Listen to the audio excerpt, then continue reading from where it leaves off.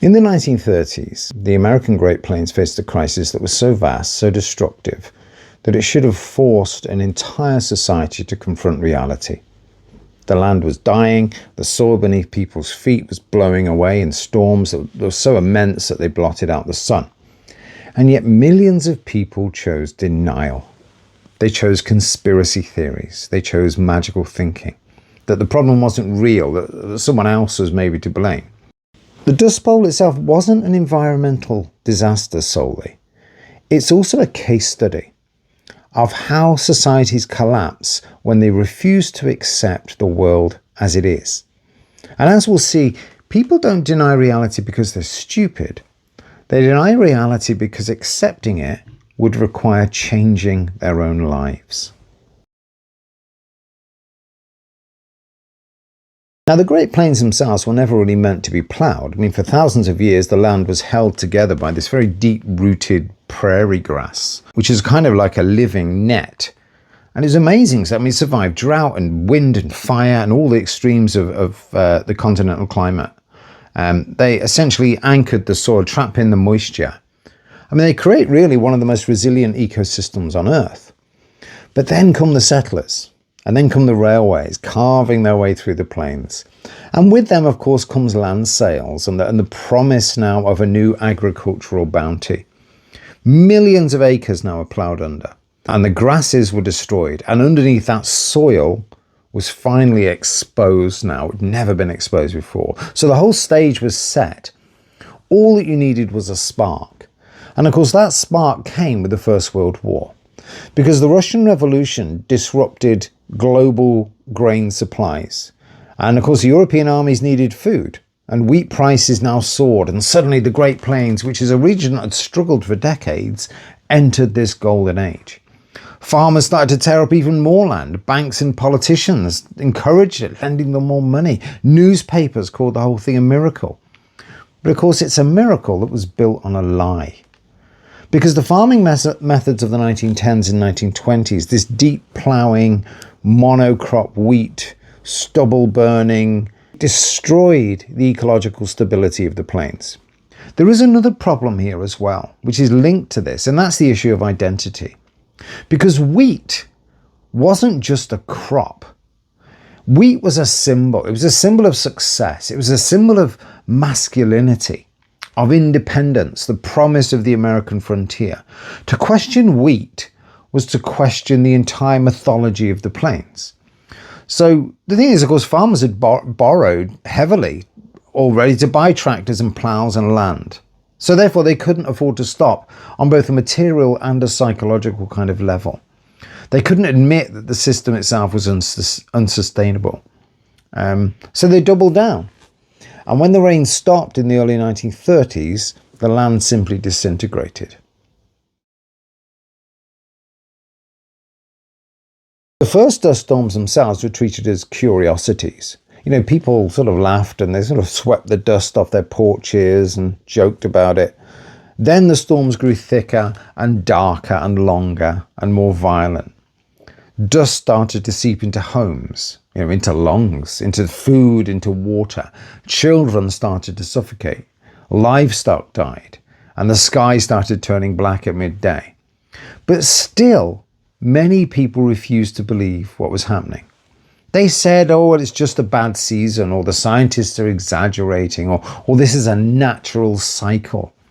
The government is behind this. They're fear-mongering. The press is lying. I mean, all this sounds very familiar, I'm sure, today. For many families, of course, the arrival of the dust storms created a kind of emotional dissonance that is kind of difficult really to imagine today, and hopefully none of us will have to imagine this or live through this, because they built their lives, remember, on the American dream. And the American dream is this belief that hard work is always going to be rewarded, that the frontier was a place where effort alone would determine success. So when the storms began, these beliefs collided violently with reality.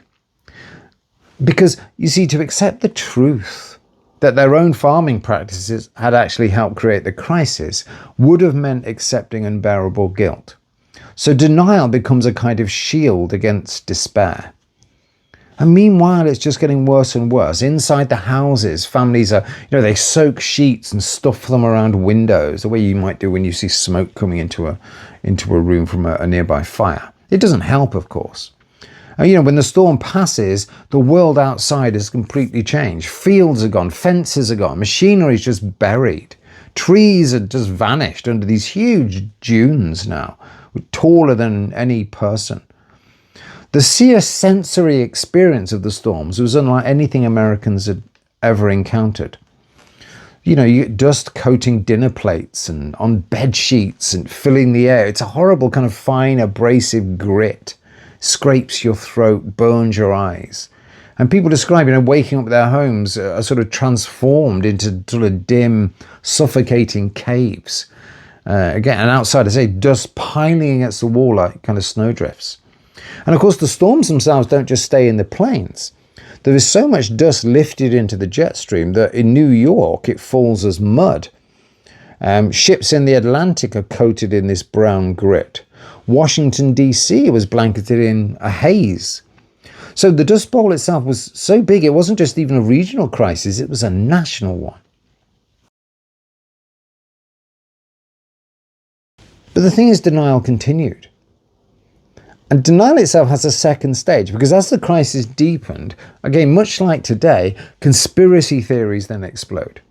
So everyone goes into denial initially and says, oh, well, it'll change, it's just a bad year or whatever. But next level is conspiracy theories. People started to claim that the government was inventing the crisis to seize their land cheaply. The Eastern bankers were somehow behind the dust storms, all these oligarchs. Academic scientists, they're all part of the plot as well. The storms were a punishment for moral decline. This was another argument. The whole thing's just a hoax. Again, you see, conspiracy theories aren't random. They are emotional survival strategies. Because what they do is they give people a villain, they give people a story and a sense of control. And most importantly, they give you someone to blame. Because, of course, blaming the land or their own farming practices was just unthinkable. So what you do is you blame everyone else. And when conspiracy wasn't enough, the next level is magical thinking. The rain will come next year. The land is going to somehow heal itself. It's just a temporary setback. Even as 100 million acres are ruined and children are coughing up black mud, people cling to this belief that the crisis would just fix itself. Because you see, the alternative, changing your behaviour, was just too frightening for them.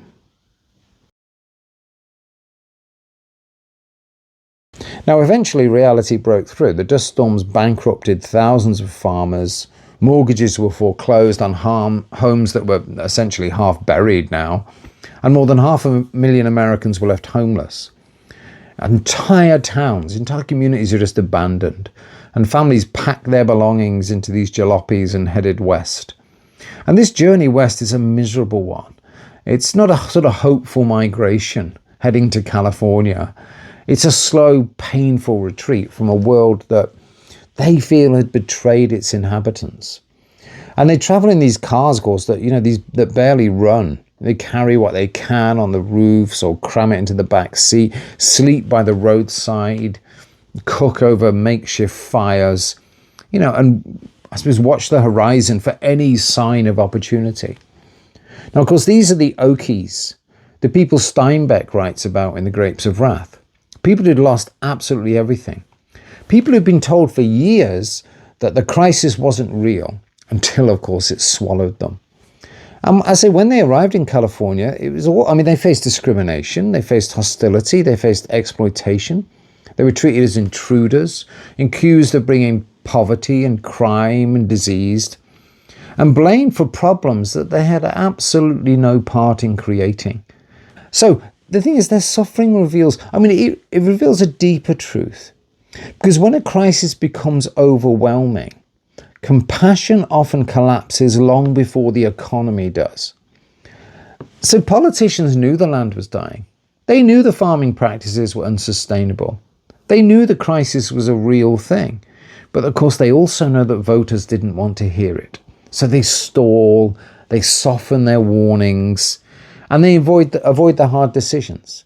and try to appease essentially everyone, hoping that the problem will somehow just go away. Now, of course, it didn't. So the Dust Bowl is a lesson in what happens when leaders refuse to confront reality because they fear the backlash. And it's a reminder that political paralysis like this is not a modern invention.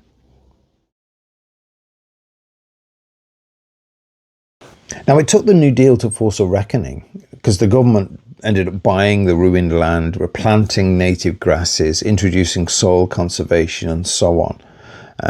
And it marks a turning point, but not only in environmental policy, but the American understanding of collective responsibility. It forces the nation to confront the limits of self-reliance. That you can just go out there on your own and work hard to do it, and that's fine. You have to accept that some problems are just too large to be solved by this personal determination alone. So the Dust Bowl teaches us that denial is not a fringe behaviour, it's a human one. And people cling to these familiar stories because those stories give them meaning, identity, and a sense of control.